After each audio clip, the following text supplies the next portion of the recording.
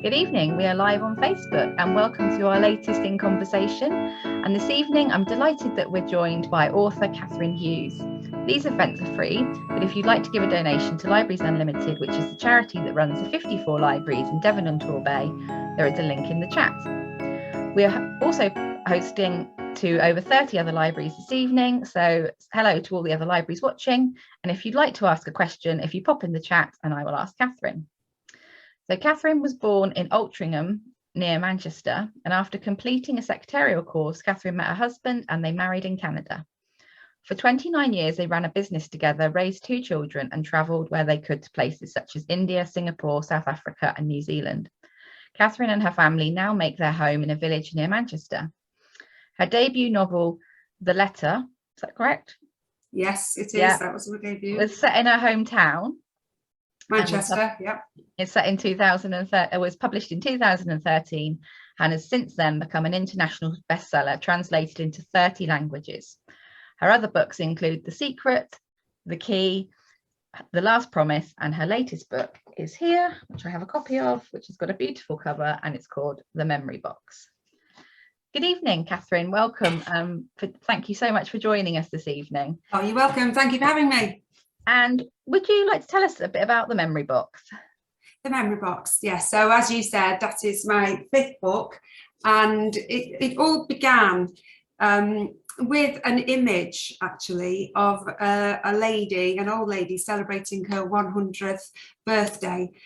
And that's all I had, really, just the idea of a lady in her care home, gazing out across all the guests and realising that she's outlived everybody that she's ever cared about. And the guests really are just strangers who've been drafted in on the promise of a free buffet. As she then retires to bed that night, she picks through her memory box with her young carer, Candice. And as she goes through it, there are some mementos in there that bring back some quite disturbing memories. And she realises that there is one final journey she must make. As Jenny herself says, most things at 100 years old, most things you do are for the last time. But she realises she's going to have to travel back to Italy to lay the past to rest. However, she can't go on her own. She's 100 years old. That would be ridiculous. She is fit and well. Her mind is clear. She's a remarkable lady, actually, but she persuades her young carer to go with her. And as she herself says, all she's got to do is stay alive long enough until the departure date, which is a few months hence, arrives. So that's the basis of the story. And then we found out what went on in Italy and how it is related to things in the present day. And also, young Candice has a story of her own as well. She does indeed. And we won't go into too much detail for people who haven't watched it, but haven't read it, sorry, even watching.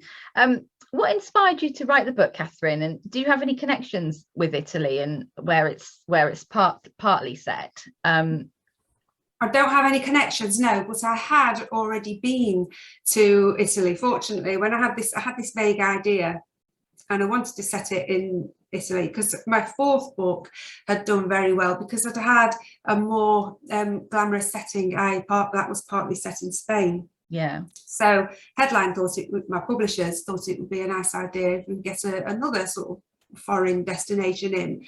And we thought about Italy, and then when you start researching, all sorts of things come to light. You learn so much when you're writing a book, honestly.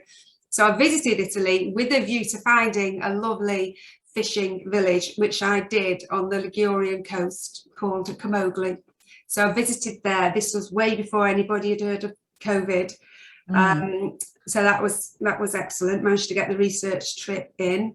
And then, of course, when I started writing the book, it was set in 2020, because writing it in 2018, but knowing it was going to come out in 2020, that was when I set it. But of course, then the pandemic came and I had to change everything because I realised these characters could not be flying off to Italy in 2020. Because if you remember, it was a lot worse there before. Yeah, it was to begin with, wasn't it? Yeah. So there was a lot of shuffling around to do with dates and characters' ages and all the rest of it. But yeah, got there in the end. Yeah, pesky COVID. It's what a world we lived in before that it sort of popped Exactly. up, and I hadn't actually thought about that. I think you're the first author I've spoken to that they've actually had to change what Yeah. they'd written because Mm. otherwise you would have had to have, like you said, they wouldn't have been able to travel. If they had been able to travel, there still would, there would have been masks and all sorts of Exactly. PCR tests and Yeah. all that sort of thing. And I was And quite lucky because I could address that during writing it. But I know some books that were either just gone to publication or just about to, and it was too late to change anything. So they have like a thing at the back, a disclaimer in the back saying, it was written this is before written. anybody knew. Yeah, so nobody could have foreseen that. No, definitely not. And actually, that leads me into the question about so the book does have the dual timelines of 2019 and 1940. Mm. Do you often write this way, don't you? You often have a dual timeline in your books. How do you plan the novel so that it flows sort of effortlessly like it does in the memory box between the two? Because it could be quite easy, couldn't it, to have like the two stories, but they don't sort of merge into each other and end up with the same, with the conclusion and everything sort of tying up at the end. I think the idea is knowing when to switch, because it's not one chapter in 2019, the next in 1940, the next in 2019. No. So I can write them separately. Yeah. If I don't feel like writing Jenny's story, or I've got a bit stuck with that, I'll go on to Jenny's past story, should I say. I'll then go on to the present day story. And then when the two time frames are written, I then think, right, well, there's a bit of a cliffhanger in that bit. So why don't we stop that one there and then go to the next time? Yeah. And then just try to marry it up like that to make it as page turning as possible, really.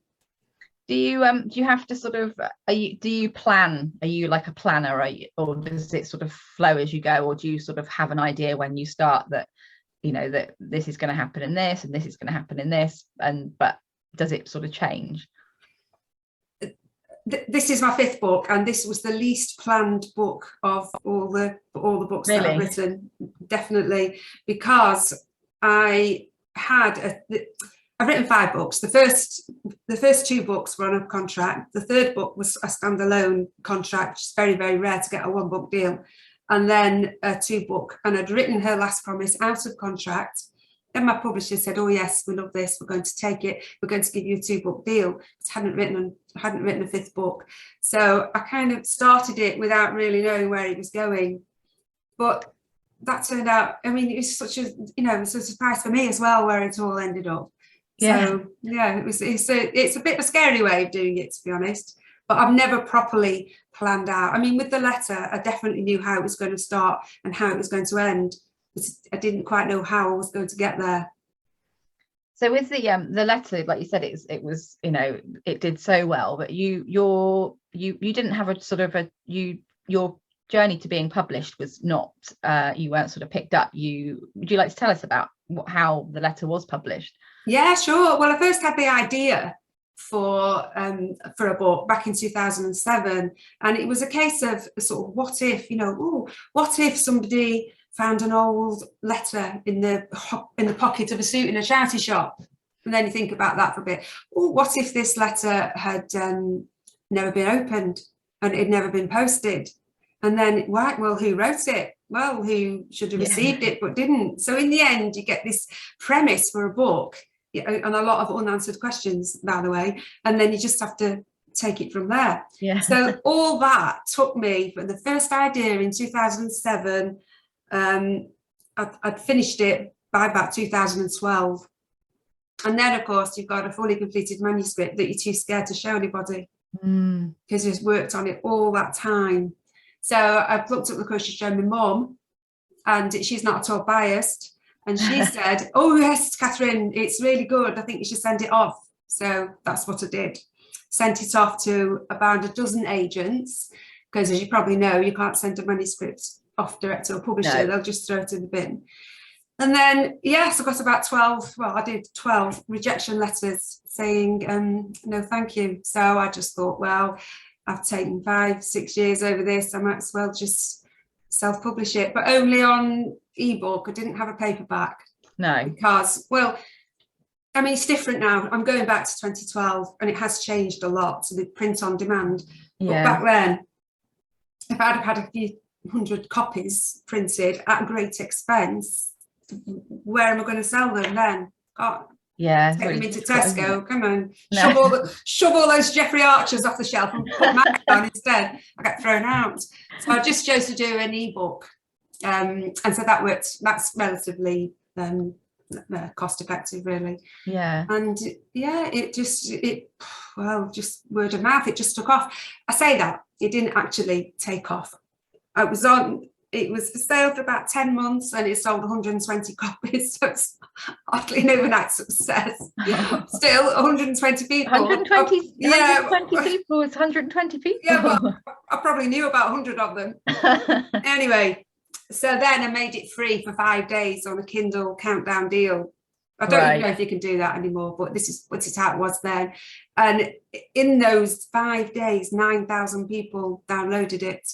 So it didn't matter that I hadn't been paid for that, but suddenly 9,000 people had got it on their Kindle. And it was then, as those lovely people began to read it and recommend it to friends, that sales just gradually took off until it got to #1 and knocked Gone Girl off the top. Oh, wow, really? That's amazing. Yes, yeah. And then I had a message on Instagram. I'm not big on social media, but I had a message from Instagram from a lovely fan who said, "Oh, I loved this book. It made me cry." Oh, that's so nice.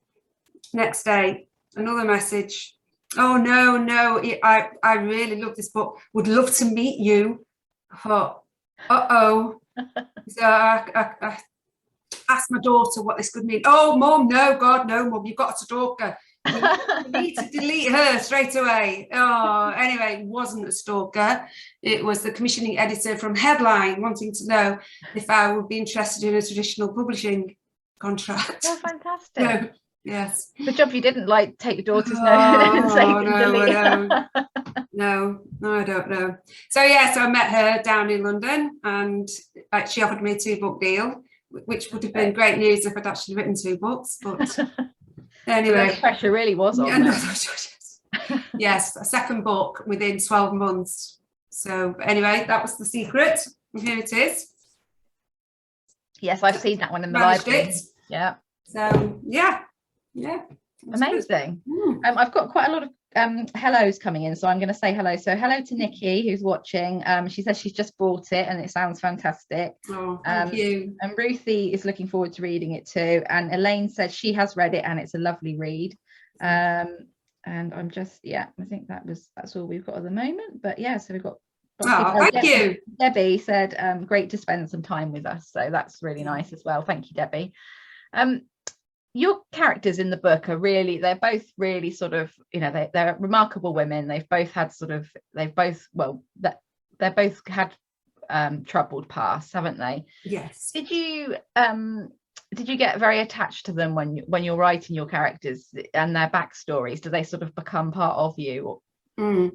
Yes, definitely. I mean, once I started writing, I can't really say too much of this book because no, it's difficult, isn't it? It is difficult, but certainly, for instance, in my 2nd book, The Secret, one of those characters did not survive or should not have survived. But when I came to write it, I just couldn't kill them off. So their life was spared. There's the power. Yes, you do get, and sometimes there's some really nasty people that you take great delight in killing off. So it works both ways.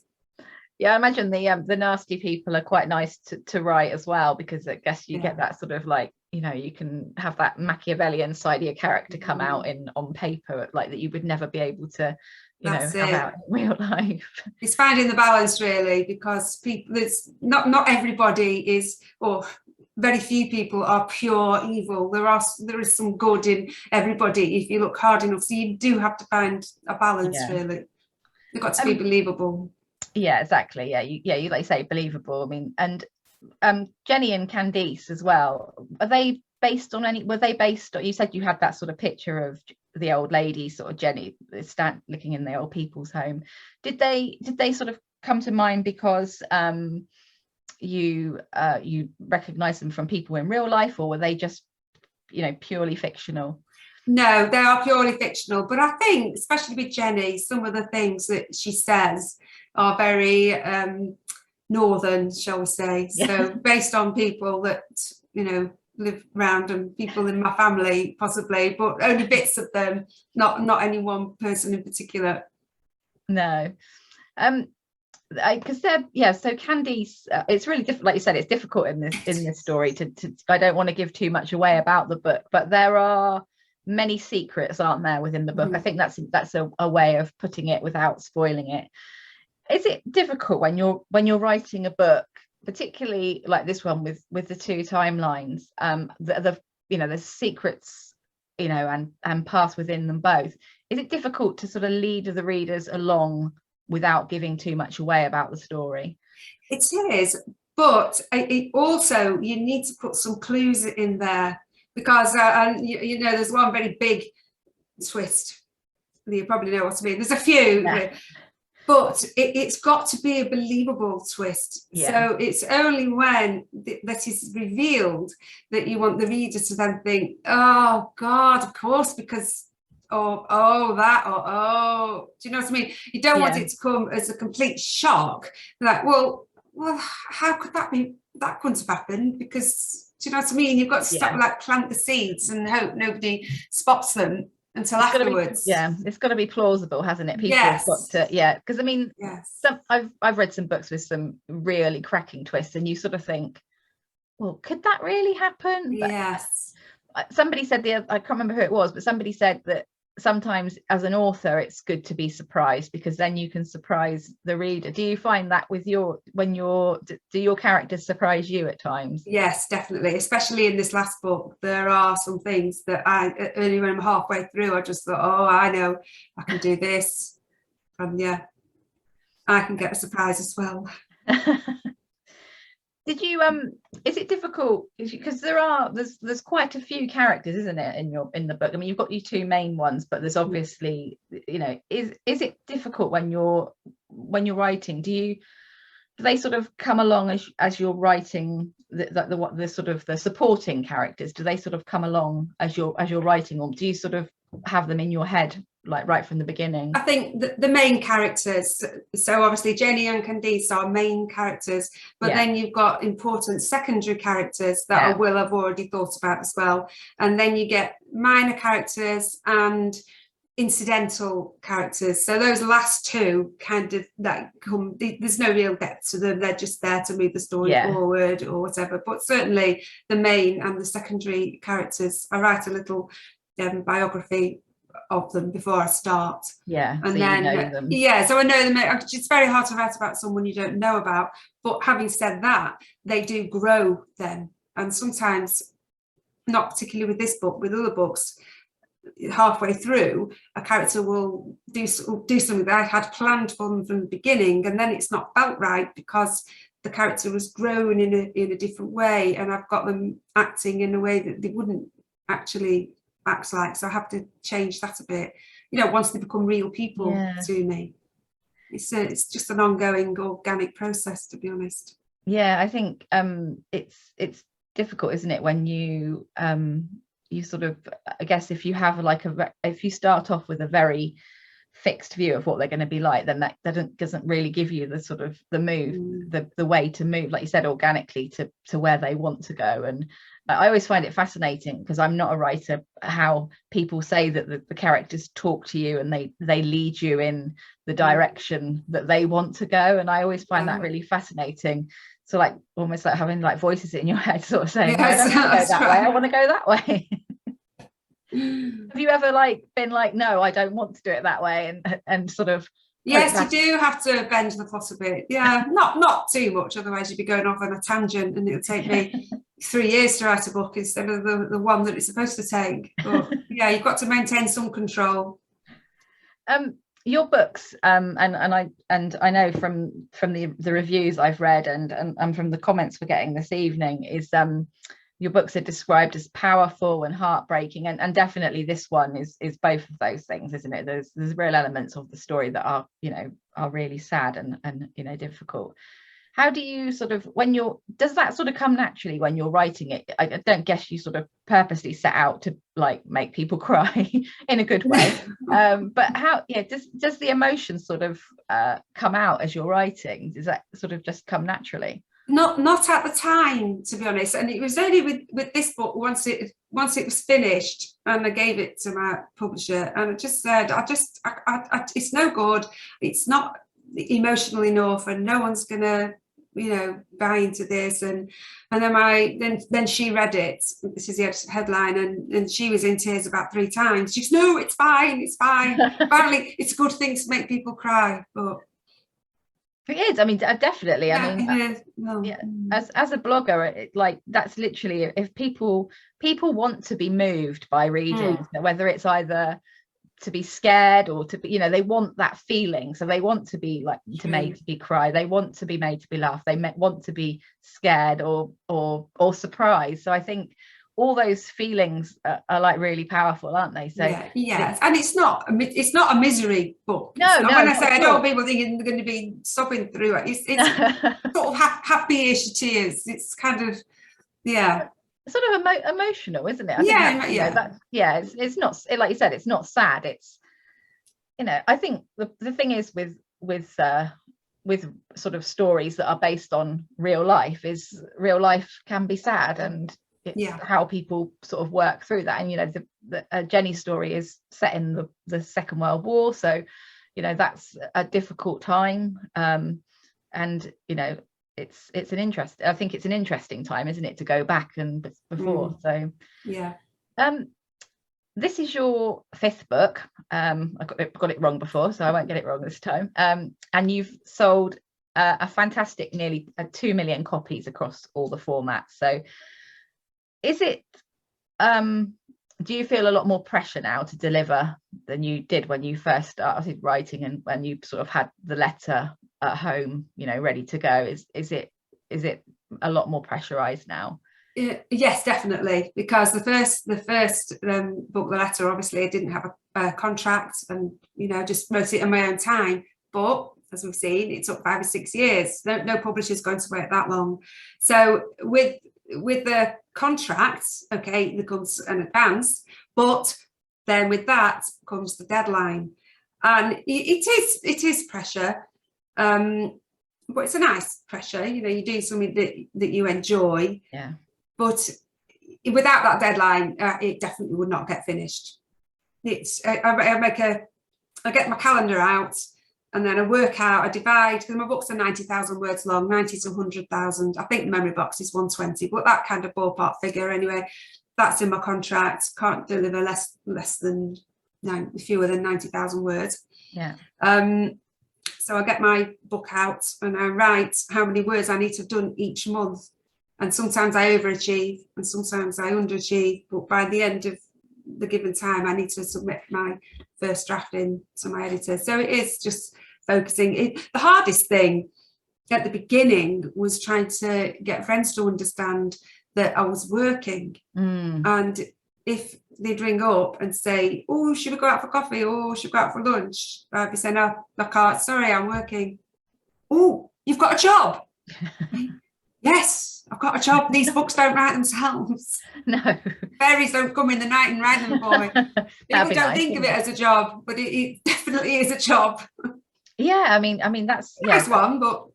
So do you sort of have a writing routine? Do you sort of, you know, like set yourself, because obviously you have in the past written like a book in a year. So to achieve that, do you sort of split it up over the sort of, do you think, right, okay, I'm going to have 6 months and I'm just going to go at it, or do you spread it across the? Yeah, I do a bit of planning first. I've got to have the idea, and then introduce some characters, and then before that's all fully formed, I will start writing. And I like to aim for 1,000 words a day. Now, if I stuck to that, I'd have a first draft done within 3 months, but it never ever works out like that. And sometimes I might do 2,000 a day. Sometimes I might do 2.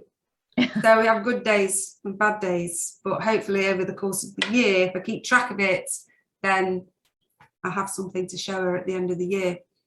And how often when you've sort of done 1,000 words, do like half or three quarters of them go the next day, or do you sort of... They do. Unfortunately, I spend the 2 hours of the next day, the first 2 hours, editing, definitely. Some authors just do a first draft all the way through and then go back, but I constantly editing, because it feels like you're doing something as well, rather than just going to a blank screen, because there's nothing worse than starting the day like that. So quite often I'll finish on one day, especially if it's the weekend, mid-scene, mid-paragraph, mid-sentence even. So I know that when I come in on Monday, I can look at it and I go, right, I can at least that's a good idea. Start, rather than clean everything up and then think, right, what's next? No, that's like, so you almost give yourself a cliffhanger so that you know that you're going to carry, you know that you can go, oh yeah, actually that's where I was. And no, I mean 1,000 words is it's a lot to do every day, to be, I mean, you could write 1,000 words of nothing, but to write something with substance is I think, yes, exactly. Oh, I'm sure there's some writers do a lot more than that. I mean, Enid Blyton used to write 6,000 words a day, which is just a phenomenal output. Whoa, that is amazing. It is unbelievable. But that's not me. And it's like at the moment it's November, so as you probably know, it's National Novel Writing Month. And that's 50,000 words in a month. I mean, that is, and there has been some very successful books that have come out of National Novel Writing Month, but you really do have to focus. Yeah, because you can see that on Twitter, can't you? It's got an abbreviation. It's like, yes, it's NaNoWriMo. That's it. Yeah. So if you look on Twitter, you can, and you look for that hashtag, you can see what other people are doing and what they're writing. And I know it absolutely astounds me. Every year I think, oh, that'd be great. And then it's terrifying. It's just. But at the end of it, at the end of the month, if they've rose to the challenge, they'll have 50,000 words. So that could be like half a book. Exactly. So in other words, they've got something to edit. You can't edit a blank page. But they've got 50,000 words to shape into something. I believe Life of Pi began as a National Novel Writing Month. I'm 99% sure. Yes, exactly. So it's worth having a crack at it. Have that discipline, because I think that it is discipline, isn't it? And it's sort of like self-motivation as well, isn't it? Of not having anybody. I mean, you have got the sort of deadlines and things, but you haven't got anybody in the house with you going, right, come on, you need to write this now. Yeah, exactly. Do it yourself. And that's difficult, isn't it? So you didn't become a writer until sort of later in life, did you? So it was quite a big career change. What was that sort of something like huge? Was it something you just decided, actually I'm going to do this, or something that you'd always dreamt of doing? Well, I decided to write a book. I didn't decide to become a writer. I didn't realise that once. I just thought I'd write a book and somebody would publish it and that would be the end of that. But you tick that box. Exactly. So I had always wanted to write a book. When I was in my 20s, I had a crack at a Mills and Boon. Oh, really? And I wrote about 60,000 words of it, and that definitely got returned to me. So I don't know where it is. Just hope it never surfaces. How many words is a Mills and Boon? Because they're a lot shorter. Yeah, it's about 60, I think, 60 to 70. Yeah. But they are, honestly, they are written to such high standards. I know they've got a bit of a, reputation, but not at all.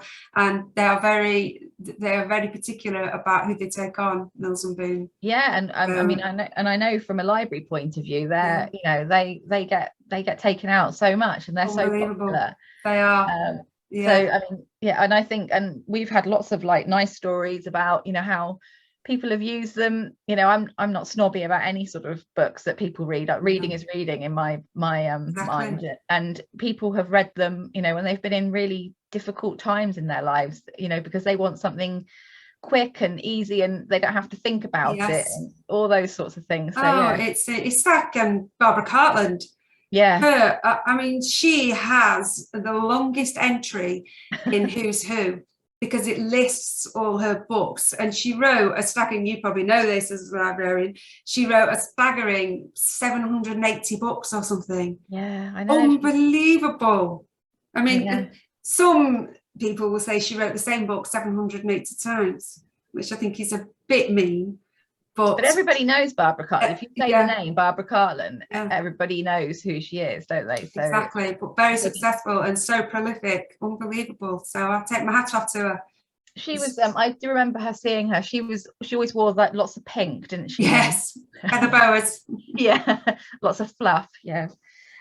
Karen, another Karen said that she's really amazed with the way that you became a writer. So, and she says, well done. So I think it is very inspirational. What was your, so you ran a business before you became a writer. So have you sort of stopped doing that now? Have you sort of, because that's obviously, I guess in some ways it's similar in as much as that you're in control of your own sort of destiny as a self-employed person. Yeah, so we sold the business in 2009. I can't remember, and I did the accounts, so the new owners didn't want me because they want their own accountants in. So that's absolutely fine, but my husband stayed on for quite some time with them, actually probably another 7 or 8 years, I think, in the end. But I said, no, I'm going to go off and write that book that I've been prattling around with for the best part of 2 years. So I was quite happy to lose that job. This is going to be like asking you, like, I know that this is not a favorite question, but do you have a favorite? Is there one of your books that has a sort of special place in your heart? Is it like the first one, or is it the one that you've written? My book. Yeah, I know. No, I don't really have a favorite.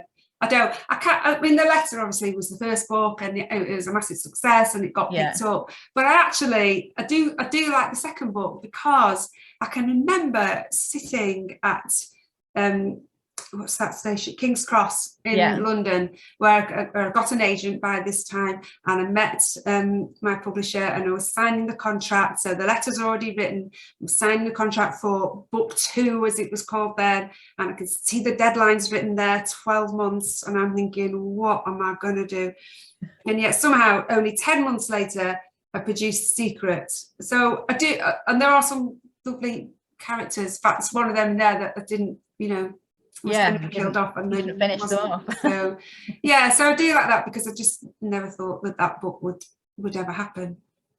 And after that, they just, I don't know. I'm not saying it gets any easier, because it definitely doesn't get any easier. No, and I imagine it's like coming up with ideas. Do you sort of have them in your head? Do you sort of, I know lots of people say that they, there's constantly things popping up, thinking, oh yeah, I could do that, or and then dying away. But is that something that happens to you? Do you sort of like, things pop up? And it's sometimes I think, that'll make a really good story, and I might see something like with The Key. I read a newspaper article about all the suitcases that had been found in a derelict asylum in New York. This was full of patients' belongings after the asylum had closed down. I just thought, that'll make a great story. And sure enough, when I researched our asylums, that did actually happen. Patients had their belongings taken off them. They were shoved upstairs in the attic, and they never saw them again, because very few patients left asylums until we were switched to care in the community in the 80s. So so that's where that idea came from.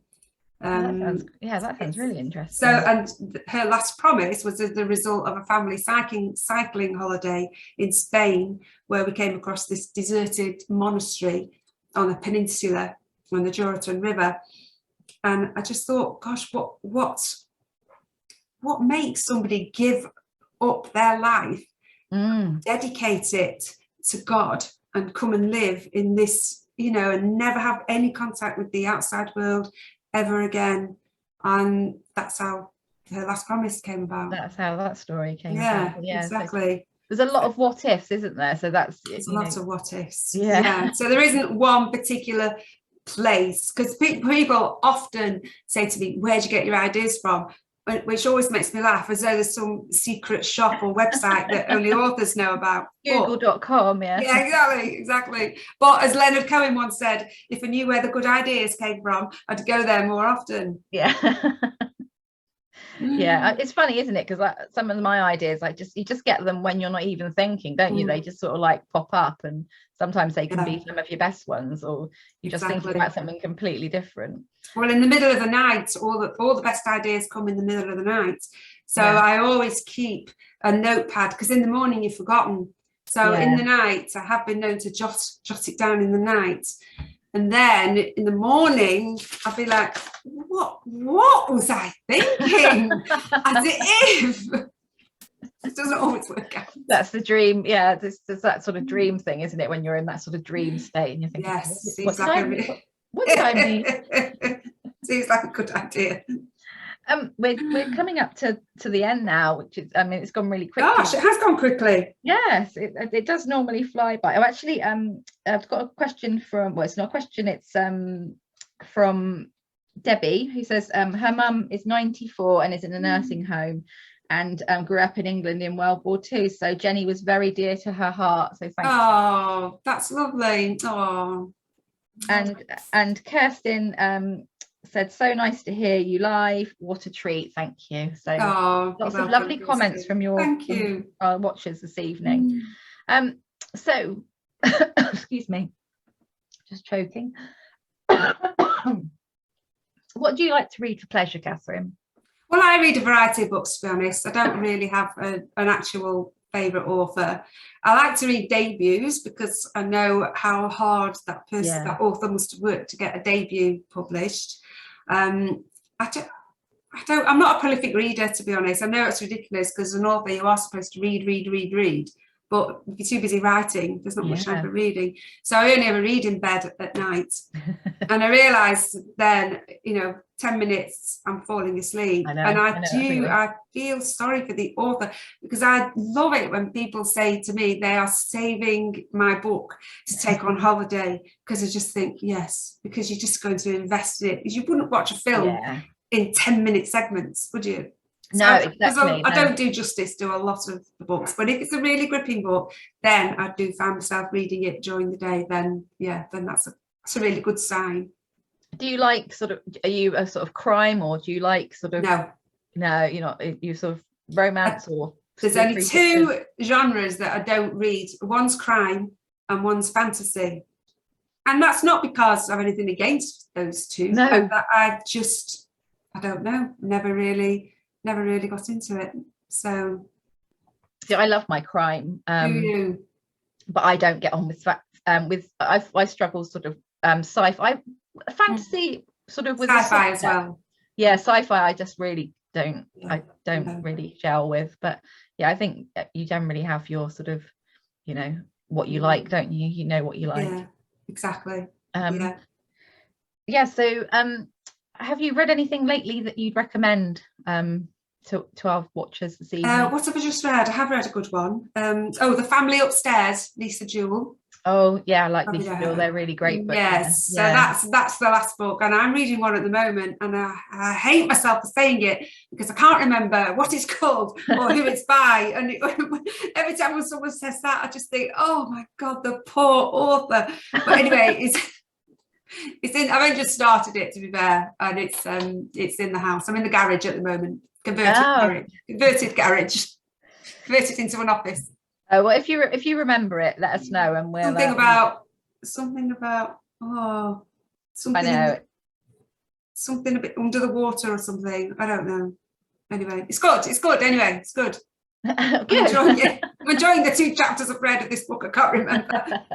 It's a good book, and it's got. You sound like some of the people we sometimes get in the library will come in and ask. I've got. Can you tell me the name of the book? It's got red in the title, or it's got a blue cover.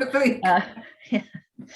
It is really difficult when people put you on the spot. Yes, that's right. Oh dear. Oh well, thank you so much for joining us this evening. Oh well, thank you for having me. Can I just say, there's a lovely lady in Georgia, in USA, who was hoping to join. I don't know if they've managed it, but Marjorie, Marjorie McMahon and her daughter Susan. I'd just like to say a big hello to them if they have managed to join in. Oh, lovely. Oh, well, So, yeah. hi, you two. Hope you enjoy the memory box. Well, if they haven't watched it live, they will have an opportunity to watch it. We record it, and we put it on our Facebook. So if anybody wants to share, I will share it on my Twitter and Exeter Live. Oh, lovely. Thank you. So if you'd like to order any of Kathryn's books, they are available to order through Devon and Torbay libraries, and also through our friends at the Bookery. And there's a link in the chat. So we're having a break next week, and our next In Conversation is on Monday, the 22nd of November, and it is with Dominic Nolan, and he will be talking about his thrilling crime novel Vine Street. So I'm really looking forward to that. Thank you again, Kathryn, for joining us. Oh, thank you. Really great, and we look forward to seeing what comes next. Yeah, so thank you very much. Thank you. Take care. Thank you. Bye-bye. Bye.